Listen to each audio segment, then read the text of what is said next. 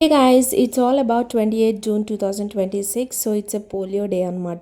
So ఇక్కడ మా సాన్వి పాపకైతే ఉగ్గు తినిపించేస్తున్నాను నేను. సో మంచిగా తినేసింది తను కూడా. ఈ రోజు అయితే దోశ అనమాట. సో దానికోసం ఇక్కడ ఆలు కర్రీ అయితే ప్రిపేర్ చేసేసాను. కోసం అయితే ఒక టిప్ అయితే చెప్దామని అనుకుంటున్నాను. ఒకవేళ 2 or 3 మెంబర్స్ ఉన్నప్పుడు దోశ పిండి సరిపోలేదు అనుకోండి, ఇలా రవ్వ యాడ్ చేసుకోవచ్చు అనమాట. ఉప్మా రవ్వ. మన పిండి క్వాంటిటీని బట్టి రవ్వ వేసుకోవాలి, మరి ఎక్కువ కూడా వేసుకోవద్దు. అలాగే మీకు గట్టిగా అయింది అనుకోండి, కొంచెం వాటర్ కూడా యాడ్ చేసుకొని మిక్స్ చేసేసేయాలి.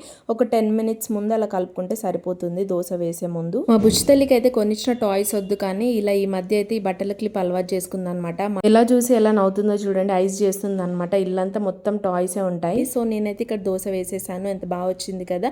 సో మ్యారేజ్ ముందు కూడా నాకు ఎక్స్పీరియన్స్ ఉంది కాబట్టి సో అంత పర్ఫెక్ట్ గా వేయగలిగాను. సాన్వి పాప వచ్చినప్పటి నుంచి అయితే ఒక 5 minutes పక్కకు కూర్చొని తినే అంత కూడా టైం లేదనమాట. అలా నిల్చొని కిచెన్ లోనే తినేస్తాను. నెక్స్ట్ లంచ్ లోకి అయితే చికెన్ కర్రీ ప్రిపేర్ చేశాను అనమాట.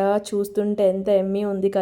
సో నాకు కూడా చాలా ఇష్టం అనమాట. సో చికెన్ లవర్స్ అయితే చాలా మంది ఉంటారు నాకు తెలిసి. డాక్టర్ అయితే సాన్వికి అన్ని తినిపిమని చెప్పింది. సో నేనైతే తనకు కూడా క్యారెట్ రైస్ ప్రిపేర్ చేశాను అండ్ దీంట్లో చికెన్ వేసాను అనమాట. స్టార్టింగ్ ఫుడ్ ఇచ్చేటప్పుడు అయితే చాలా జాగ్రత్తగా వాళ్ళనైతే అబ్జర్వ్ చేయాలి 1 or 2 days అది పడుతుందా లేదా అని.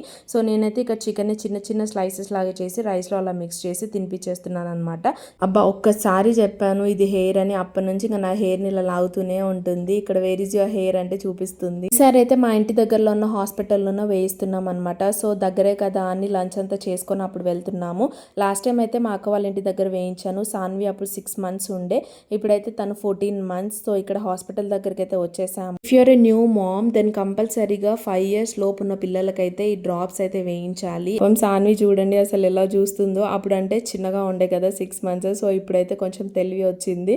సో ఏంటి ఇలా చేస్తుంది అని చెప్పేసి ఇంకా దానికి భయం అవుతుంది అనమాట. సో నాకైతే అసలు నవ్వు వస్తుంది. ఆ మూతి చూడండి, గట్టిగా అన్నం తినిపించేటప్పుడు ఎలా గట్టిగా పెడతారో అలా పెడుతుంది అనమాట.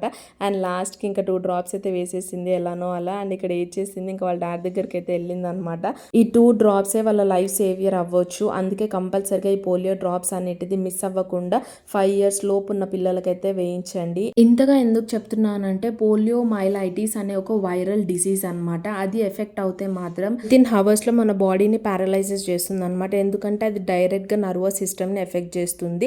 సో దీనికి ఎలాంటి క్యూర్ లేదు, ఒక్క ఈ పోలియో వ్యాక్సిన్ డ్రాప్స్ తప్ప. So that's it guys. Video helpful అనిపిస్తే మాత్రం please do like and follow my page.